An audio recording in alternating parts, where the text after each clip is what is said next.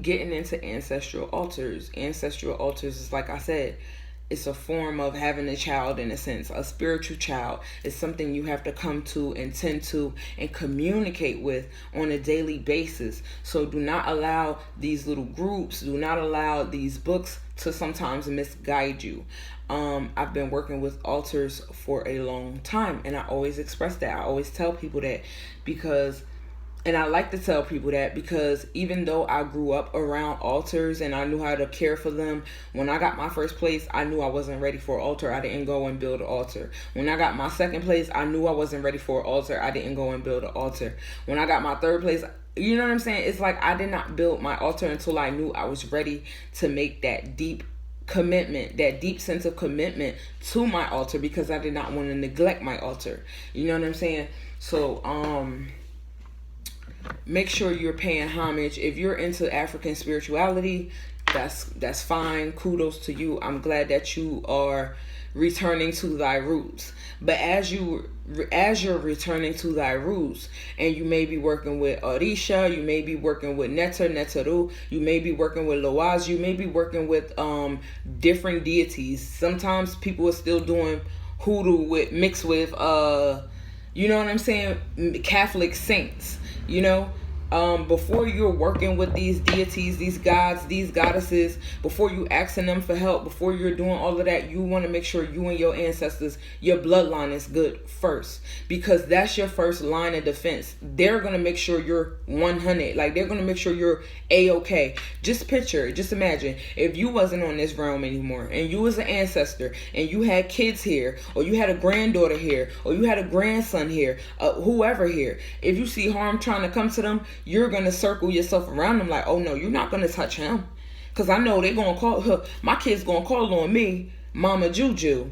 And when I come, I'm not going to play no games. That's the same thing with your ancestors that died, the people that died before you, your grandma, your grandpa. Some people done lost parents already at this point. You know what I'm saying? So you having an ancestral altar is keeping the connection strong between you and your bloodline. You know what I'm saying? Before you're trying to pray and worship and do work for these gods and goddesses, have altars for them and this and that. You know what I'm saying? You want to make sure you're taking care of home first. They are considered home, because no matter what you get into, no matter how your spiritual practices may change, one year you may be into hoodoo and mixing it with Catholic religion. The next moment you may find yourself being an initiate to voodoo. The next moment you may find yourself initiate to Ifa, or you may find yourself being initiate to just something more deeper. But as you're going through all of these changes and evolvings, you want to make sure you are taking care of home.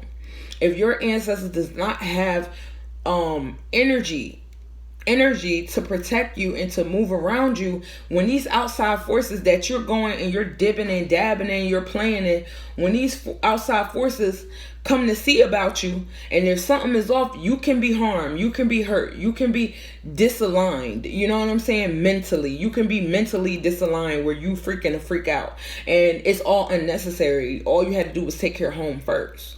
You know what I'm saying? So let that be something you do not neglect. If you do not know how to put together an altar, ask somebody for help. It can be myself. It can be someone else who's fluent in altar talk. You know what I'm saying? Because I know my altar stuff. I know my stuff. But can you imagine how many people want to speak to me on a daily basis? How many people are inboxing me on a daily basis? And I just don't have time to explain that something so complex, like something that needs to be broken down, explained. Well, I don't have time to do that for free. So you will have to pay for my energy. You know what I'm saying? If you want to go online and you want to look up or YouTube other people talking about how you can build an altar and what you can do to keep connections with your ancestors and how to keep them happy, etc., then feel free to do that. Whatever floats your boat, whatever works well for you. Just make sure you are paying homage to your ancestors, your Igungun. You know what I'm saying? Before you pay homage to anybody else. Because at the end of the day, these spirits work. You can't pray to these spirits and say, oh, can you do this and that for me while I sit here? Can you do that and that for me while I sit here? It don't work like that. You know what I'm saying? You really got to put your work in. These spirits work side by side with you, hand in hand. They don't walk in front of you. They walk hand in hand. They're going to assist you, help assist yourself. But if you ain't helping yourself and you just praying to these deities like they're Jesus, oh, please, oh, Shun, just give me a baby or give me some money it don't work like that. You have to put in way more work than that, and y'all know it. But before y'all get into all of those energies, all of that mixy shit, you need to be making sure home is well taken care of. That's all I'm saying. I'm not coming at you for what you do, how you choose to do it, what your intuition tell you. By all means, go by it. If your intuition telling you right now while you watching this video, this girl is full of shit and she don't know what she's talking about, listen to it. You know what I'm saying? If your intuition is telling you, she may be onto something, and you may have watched this video definitely for a divine purpose and reason, listen to it.